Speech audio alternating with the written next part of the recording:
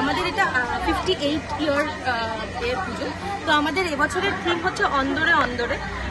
আমরা এটা করছি হচ্ছে আমাদের যিনি theme artist mister Somnath Dolui.